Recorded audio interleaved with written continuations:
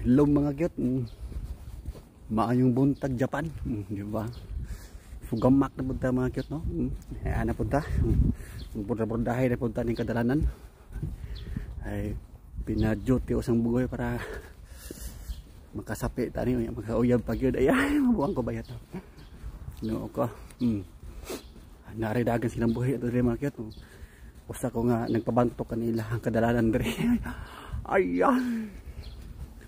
Diba? Pinaprontas lang bugoy kay mantay lagi si kanan eh. Isa may si kanan diha. Pagmo niya ko niya be. Amping mo da karon na mga cute, no?